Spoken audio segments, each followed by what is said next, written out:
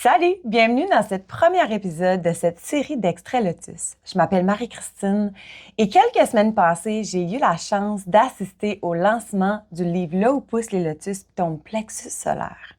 Un événement grandiose en soi, un lancement littéraire dans le style bibliothèque humaine. Je peux même pas te dire à quel point que j'ai ressenti tellement d'émotions, tellement de lumière, tellement d'inspiration en ce jour-là que j'ai décidé de l'apporter à la maison et de le faire revivre aussi. Donc, pour les prochains jours, prochaines semaines, je vais venir ici et je vais te lire 2 extraits du livre pour que tu puisses découvrir les auteurs, mais surtout, dans le fond, chacun des chapitres qui sont vraiment, mais vraiment transformateurs. Donc, 20 femmes comme toi et moi, 20 transformations, 20 histoires de vie complètement différentes les unes les autres, mais qui sont interconnectées ensemble pour vraiment t'inspirer et te montrer que tu n'es pas seul et que tu as toujours le pouvoir de transformer et transmuter, peu importe l'émotion ou la situation, en positif et en expérience de vie. Tu es toujours à une histoire près d'inspirer quelqu'un d'autre. Puis c'est vraiment ça le but de cette série. Donc, avant de te dévoiler les premières autrices, regardons le livre. Donc, ce livre, dans le fond, c'est le 4e de la série des lotus et le 3e de la série des chakras. Je vais rentrer là-dedans un petit peu plus tard, vers la fin de la série. Mais pour l'instant, je vais te lire le derrière du livre pour que tu puisses te mettre en contexte. Pour faire sûr que tu es à bonne place, puis aussi pour voir à quel point que ce livre peut être vraiment près de ton cœur. Donc, allons-y. Ce livre que tu tiens entre tes mains est un recueil de 20 chapitres de vie transformateurs racontés par les femmes qui les ont vécus. Des femmes comme toi et moi qui ont su puiser dans leur force intérieure et nourrir leur résilience pour grandir et s'épanouir telles des lotus.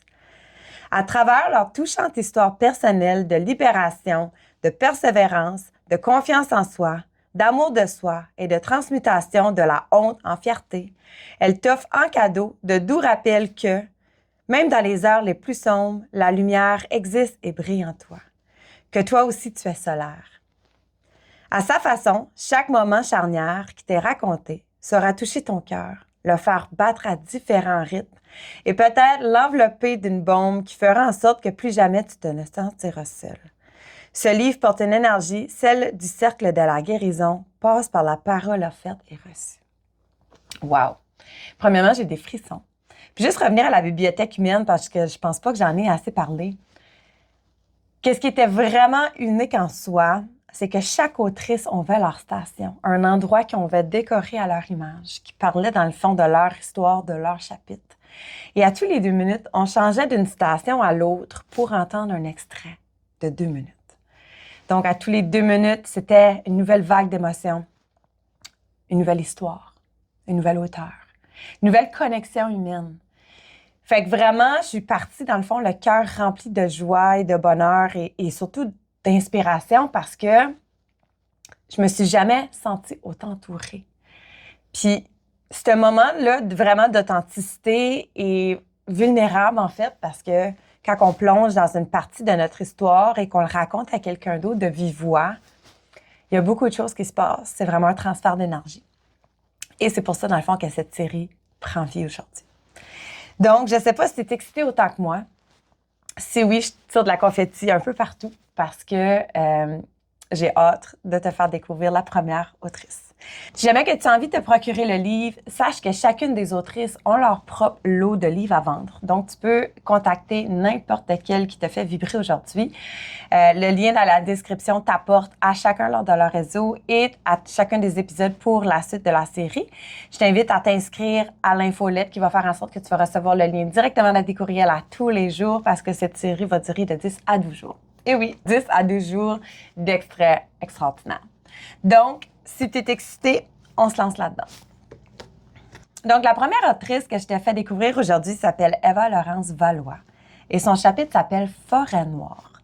Donc, sache que je choisis mes extraits aléatoires pour vraiment avoir le message que tu as besoin d'entendre aujourd'hui. Donc, allons-y. Pendant longtemps, j'ai cru que la chirurgie bariatrique, c'était la défaite.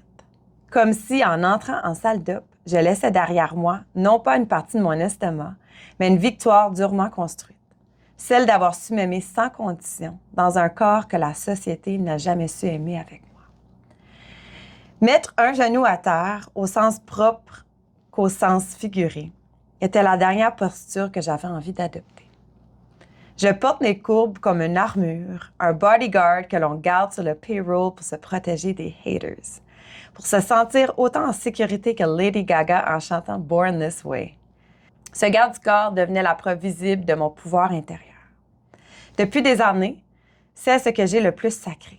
Montrer que je suis la fille qui peut tout faire, même dans un corps que le monde voulait effacer. Je suis devenue accro à l'image de la fille qui défie les statistiques, qui refuse de se plier à la norme, celle qui brave tout, qui rit fort, qui doesn't give a fuck, qui fonce la tête haute avec un extra bacon de confiance. Celle qui est capable de vivre sans se plier, sans maigrir, sans s'excuser. Celle qui performe, séduit, provoque, inspire, même si elle est grosse. Surtout parce que je suis grosse. Un ego, fini lustré paillettes, sicko, I don't care. Juste assez épais pour cacher que j'ai la chienne. J'ai peur d'être vue. J'ai eu plein de frictions qui me traversent à travers de mon corps en ce moment. Premièrement, la façon qu'Eva Laurence écrit nous fait vraiment ressentir que c'est nous, que c'est moi en tout cas. J'adore l'aspect visuel de voir Lady Gaga qui chante Born This Way avec un extra bacon de confiance. Je trouve ça vraiment magnifique. Puis tu sais, on parle d'un moment dans sa vie où elle mettait tout sur la table. Qu'elle changeait, dans le fond, de corps. Mais dans le fond, elle laissait aller la version d'elle qu'elle a toujours connue. Puis ça me touche, ça, parce que ça prend beaucoup de courage, premièrement. Ça vient avec beaucoup d'insécurité de ne pas connaître la suite des choses. Donc, j'ai hâte de découvrir le restant de ton chapitre, Eva. Je ressens, dans le fond, le stress, la fébrilité, dans le fond, que tu ressentais probablement ce jour-là, juste avant d'aller changer ta vie à jamais, et pour toujours, en quelque sorte, parce que c'est un choix qu'on ne prend pas à la légère, clairement. C'est un choix qui peut changer sa vie. Puis je suis certaine que ça a venu avec beaucoup de choses par la suite. Vraiment excitant. J'adore. Bravo. La prochaine autrice que je te fais découvrir s'appelle Martine Bello et son chapitre s'appelle « Envers et contre moi ». Allons-y. Comment je pouvais comprendre ce qui était en train d'arriver? Je devais vivre avec le fait qu'un jour, tu avais quitté notre mère et la maison pour aller vivre avec une autre femme et ses enfants. Cependant, avec le temps, j'ai compris que nous aussi, tu nous quittais. Que c'était ses enfants à elle, maintenant, qui prendraient nos places dans ta vie. Et ça, je n'arrivais juste pas à le gérer. Si papa ne veut pas de moi, qui d'autre va vouloir de moi? J'ai essayé avec des discussions, des lettres, tellement de courage et d'espoir que tout redevienne comme avant entre nous. Pendant des années et à contre-courant. J'ai couru après ton amour une grande partie de ma vie. Dans ma tête de jeune fille, en quête identitaire, ça ne se pouvait pas, tout à coup, que tu cesses de m'aimer. Que tu cesses de nous aimer. Au fil du temps, comme je n'avais aucune réponse, j'en suis revenue à la conclusion que c'était moi le problème. À partir de là, tout a dérapé. J'ai fait des choix complètement absurdes. J'ai passé la plus grande partie de ma vie à me cracher dessus, à me sentir incapable, inférieure, à croire que j'en valais pas la peine.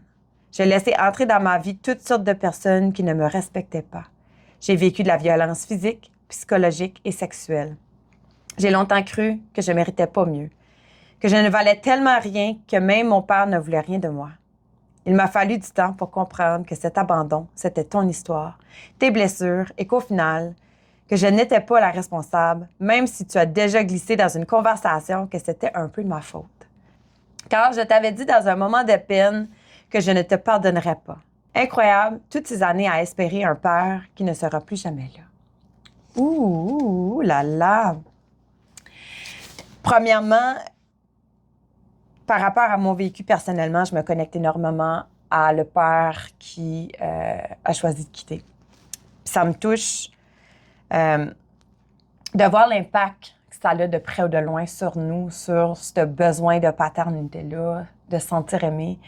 Puis que ça va faire aussi en sorte qu'on va sentir, en quelque sorte, en tout cas pour moi, anyway, que je suis tout le temps en recherche de cet amour-là, de cette acceptation, de cette validation-là, puis que la peur du rejet cohabite dans mon corps depuis. Bravo d'avoir parlé de ça, d'avoir ouvert ton cœur, puis d'avoir écrit sur papier ce que tu ressentais depuis toujours, parce que c'est de cette façon-là qu'on se libère vraiment de les émotions qui nous hantent peut-être depuis notre enfance. Fait que vraiment, bravo,